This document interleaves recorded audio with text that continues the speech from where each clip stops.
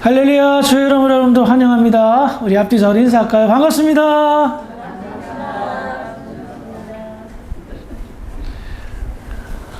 금주부터 시편 23편을 함께 강의하며 나눠보도록 하겠습니다. 시편 23편은 기독교인들이 가장 좋아하는 성경 구절 가운데 한 편입니다. 이 시를 좋아하는 이유가 여러 가지가 있겠지요. 왜 이 시를 좋아하는지 그 풍성한 내용을 시편 23편이 이야기하고 있는데요. 오늘부터 함께 그 내용들을 살펴보며 하나님의 계획과 은혜를 나눠보도록 하겠습니다. 시편 23편의 저자는 누굽니까? 이거 모르시는 것 같아요. 다 알면서 대답을 말하기 싫구나.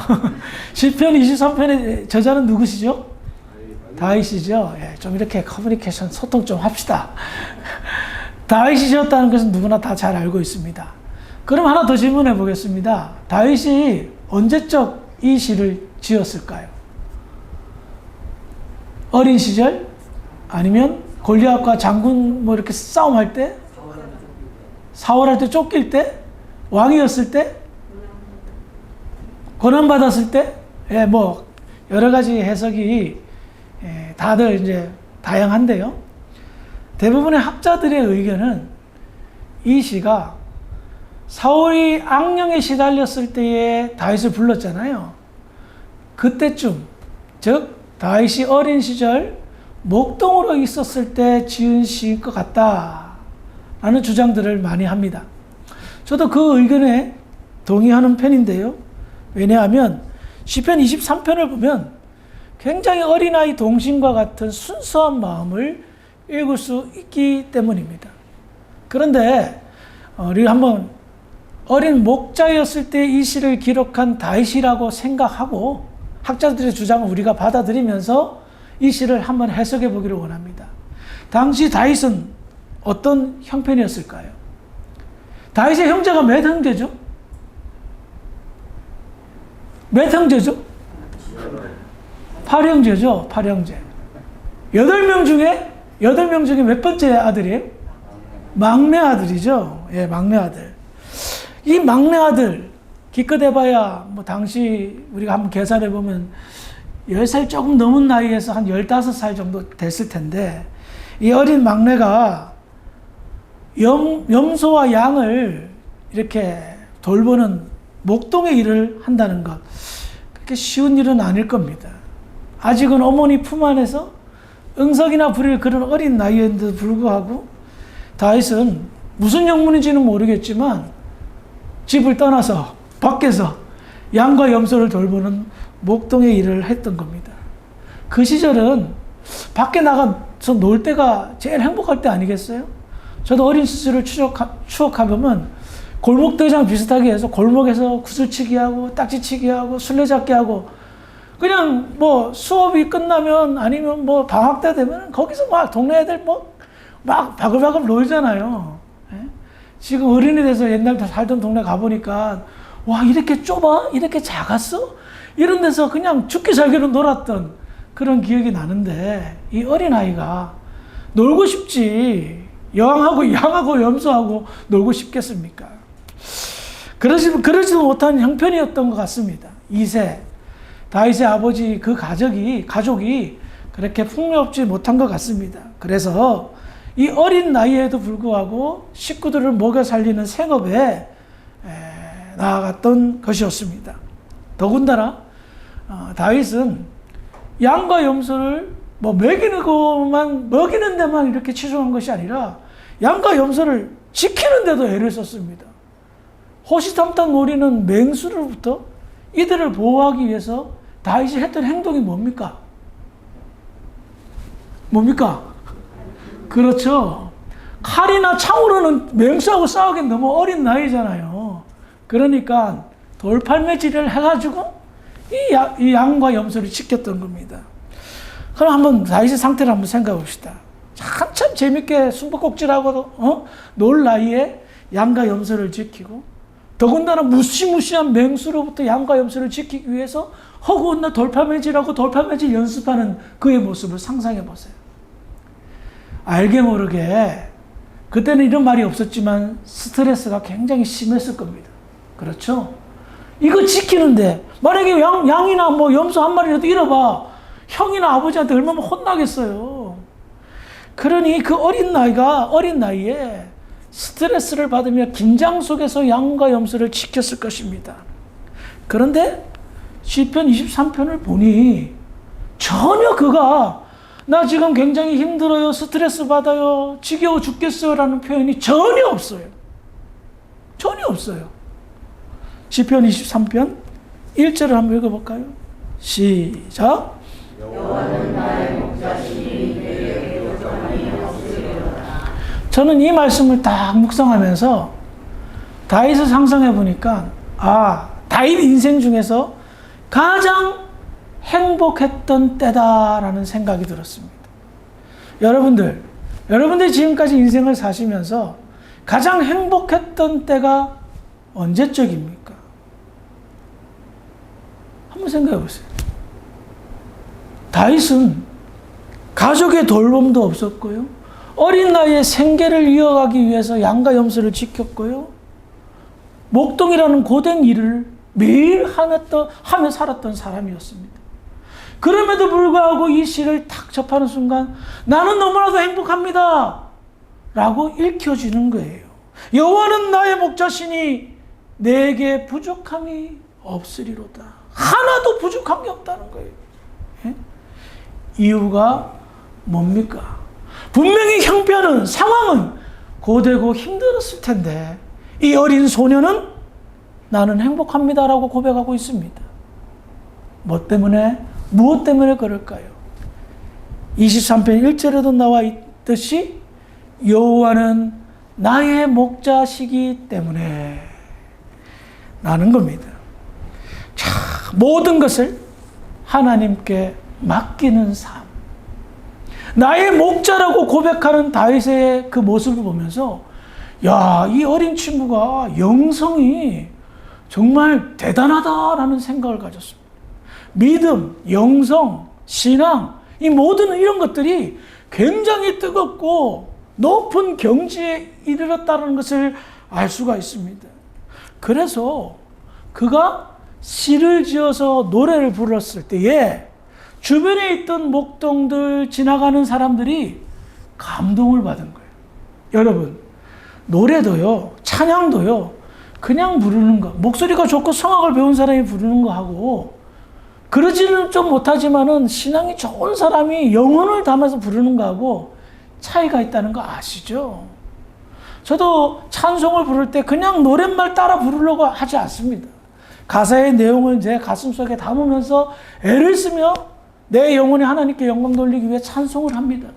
그런데 이 다윗의 모습을 보니까 얼마나 영감이 풍성한지, 얼마나 영성이 풍성한지 사람들이 그 찬송의 소리를 듣고 어떻다? 안식을 누린 거예요. 감동을 받은 거예요. 영적으로 깊은 감동을 받은 거예요. 그래서 소문이 났던 거예요. 사울왕이 악령에 시달려가지고 죽을 막 그냥 고통스럽대 그 베들레헴에 있는 그 어린 소년 목동을 이 친구가 찬송을 잘하고 수금을 잘 타니까 이거 불러주면 악령이 떠날 겁니다. 여러분, 이 찬송이 얼마나 대단한 줄 아세요? 목회를 하면서 간혹 귀신 들린 사람 몇 번 만났습니다. 기도하다가 제가 지칠 때가 있어요. 잘 안 떠나고 제가 영빨이 약해가지고 그러면 찬송합니다. 찬송을 하면 귀신이 흔들리는 것을 몸으로 느껴요. 피부로 느껴요. 그러니 다윗이, 그 영성이 강한 다윗이 수금을 타면서 찬송을 하니까 악령이 떠나잖아요. 그가 세상적인 형편과 상황은 너무나도 열악하고 힘들었음에도 불구하고 그렇게 깊은 영성을 가진 찬송을 부를 수 있었던 이유는 여호와는 나의 목자라는 믿음 때문이었던 겁니다. 그래서 그의 마음은 어떻다? 항상 안정과 안식과 평강 속에서 살았던 거예요. 여러분, 오늘날 많은 사람들이 염려와 걱정에 휩싸여서 삽니다. 이리 될까봐 저리 될까봐 불안하며 살아요. 그래서 대부분 병의 근원들을 보면 신경성, 과민성 이런 병명이 붙습니다. 여러분 한번 생각해 봅시다. 하나님께서 인간을 창조하셨을 때에 염려하도록 만드셨을까요? 걱정하도록 만드셨을까요? 아니에요. 완전한 안식과 하나님 누리시는 안식과 하나님이 누리시는 평안 속에 누리도록 창조된 거예요. 하나님은 결단코 인간이 염려하도록 만들지 않았어요. 걱정하도록 만들지 않았어요. 완전한 안식과 완전한 평강 속에 살도록 창조하셨어요. 그래서 하나님의 인간 창조 매뉴얼에는 걱정, 염려, 근심 이따위 것 없단 말입니다. 그런데 염려가 생겨요. 걱정이 생겨요. 불안이 생겨요. 하나님을 떠난 인간에게 그런 것들이 생겨요. 왜? 인간 스스로 하나님을 떠나서는 인간 스스로 뭘 해야 되거든. 그러다 보니 스트레스를 받고 그러다 보니 걱정하고 염려하다 보니 병이 생기는 거예요. 본래 인간은 창조되었을 때에 병이 없었습니다. 왜? 영생하도록 지음받은 인간이 무슨 병이 생깁니까? 병이 있을 수가 없죠. 그런데 하나님을 떠난 후 마음의 평강이 사라지고 마음의 안식이 사라진 후 인간 스스로 인간의 삶을 개척하다 보니 걱정과 불안과 염려가 쌓이고 이것이 스트레스가 되고 이것이 병이 되고 이것이 병이 되어 인간의 수명을 단축시켜버린 겁니다. 하나님과 단절된 상태에서 인간 스스로 뭐든지 해결하다 보니 온갖 스트레스로 인하여 과거에 없었던 염려와 걱정으로 인한 병으로 인간은 질병 속에 고통 속에 살게 된 거예요. 그래서 우리가 사는 세상은 병의 가지수가 수도 없이 늘어나는 거예요. 듣도 보도 못한 병들이 뭐 이렇게 많은지 모르겠어요. 이와 같은 병든 세상에서 시편 23편은 대안을 내놓습니다. 여호와는 나의 목자시니 나에게 부족함이 없다 라고 선포하는 겁니다. 사랑하는 성도 여러분, 하나님께서 여러분들을 돌보고 계신 줄 믿으시기 바랍니다. 다윗은요, 힘든 환경 속에서 늘 혼자서 모든 일을 처리해야만 했습니다.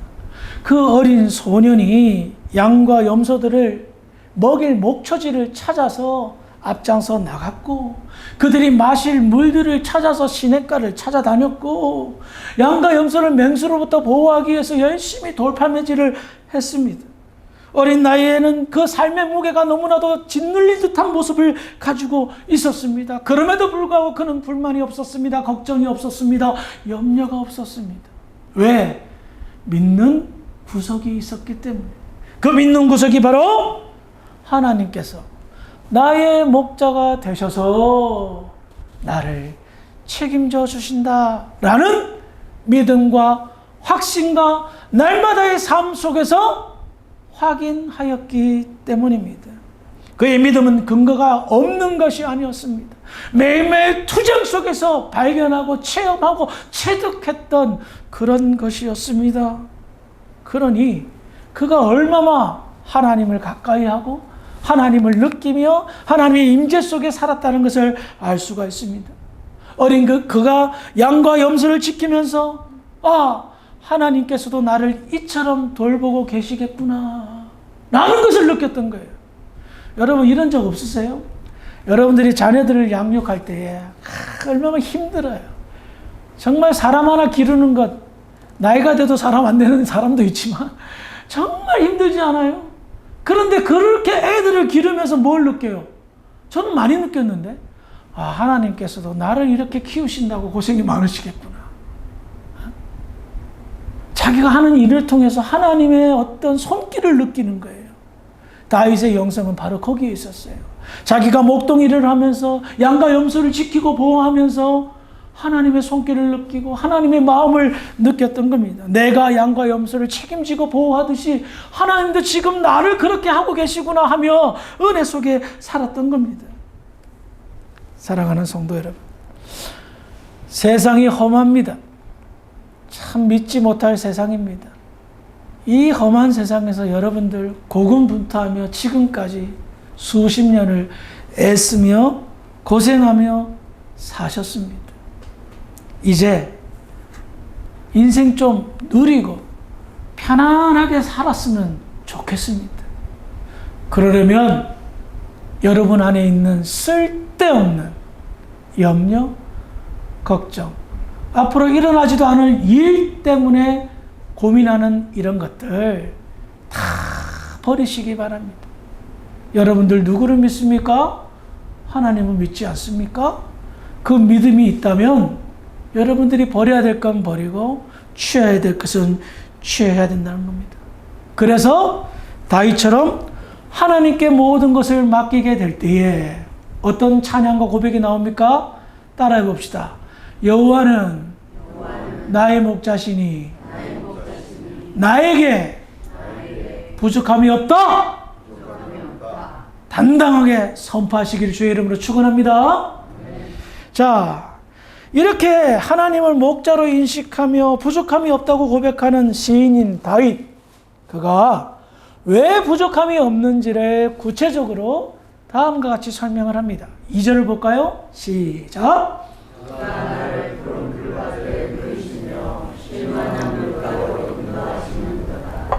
자, 다윗은 하나님이 나에게 전혀 부족함이 없는 완전한 분입니다라고 고백할 때에 그 내용이 뭐냐? 첫 번째로 나를 푸른 풀밭으로 누이신다라는 거예요.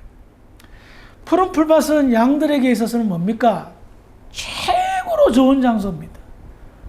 먹을 양식이 풍성하고 정말 뭐 뷔페라고 할까요? 내가 먹고 싶은 거 골라서 먹을 수 있는 것이. 그런데 여러분 푸른 풀밭이 아르헨티나를 상상해 보면 뭐 흔하디 흔한 거예요. 세상에서 세계에서 가장 넓은 팜파스가 있는 데가 이곳이잖아요. 근데 이스라엘은 달라요. 거기는 사막지대예요. 건조한 지역이에요. 푸른 풀밭을 찾기가 쉽지가 않은 곳이에요. 대부분 그 땅은 건조한 지형이 대부분이기 때문입니다. 그래서 목자가 하는 일 중에 가장 큰 일은 풀밭을 찾아다니는 거예요.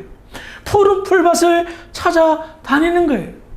그런데 다윗은 느끼는 거예요. 하나님이 내게 부족함 없이 푸른 풀밭을 제공해 준다는 거예요. 그런데 여기서 이 내용을 잘 살펴봐야 돼요. 푸른 풀밭으로 인도해서 푸른 풀밭으로 인도한다는 건 무엇을 의미합니까? 잘 먹으라! 잘 먹으라는 거예요. 그런데 내용이 뭐죠? 푸른 풀밭에 누인다라고 나온 거예요. 원래 문장상 이렇게 문법으로 따져보면 푸른 풀밭에 잘 먹이고 라고 나와야 되는데 푸른 풀밭에 양들과 염소를 누인다? 굉장히 깊이가 있는 내용입니다.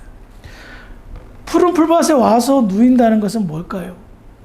배부르게 먹고 식곤증이 걸려서 자는 것을 의미합니다.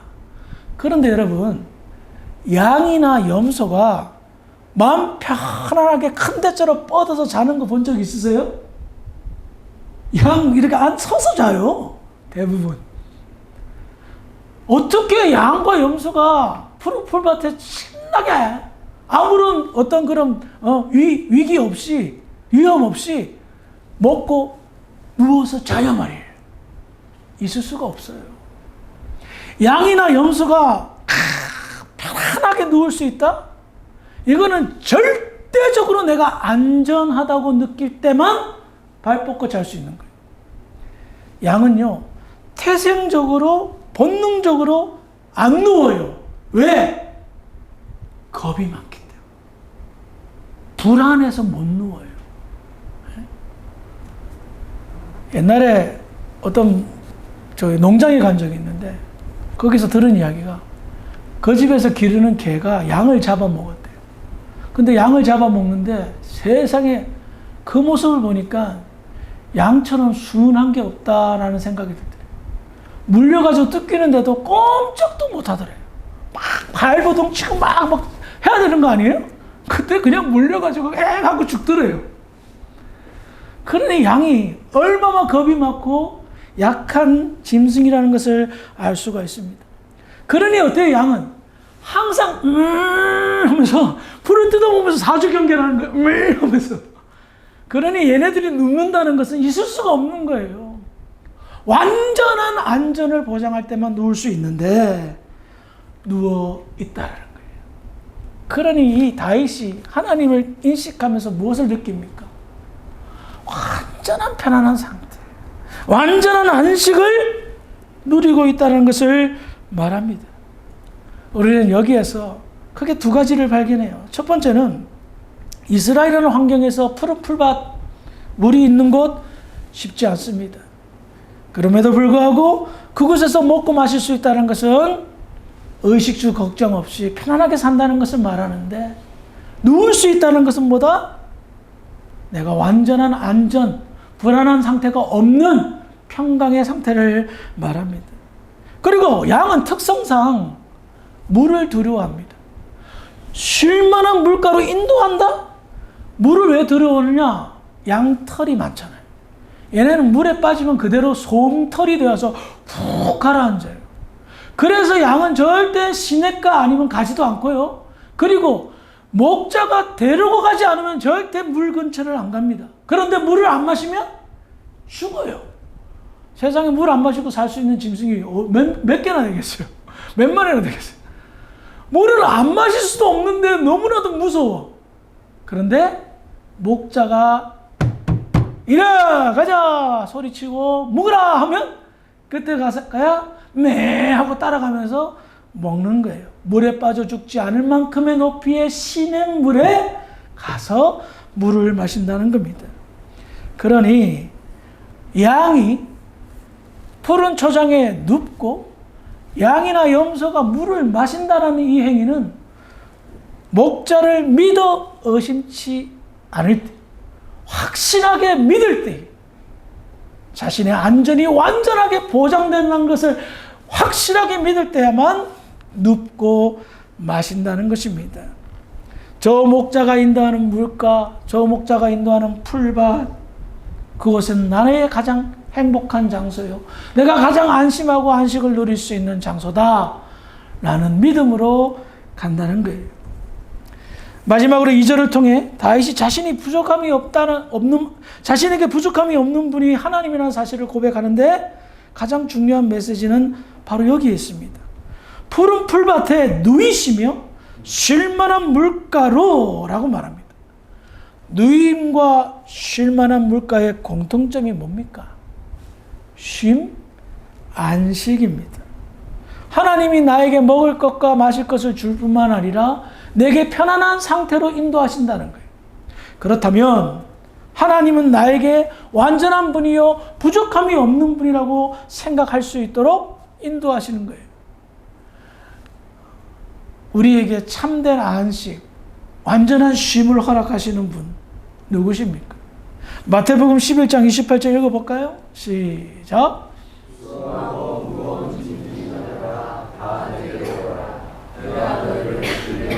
그래요.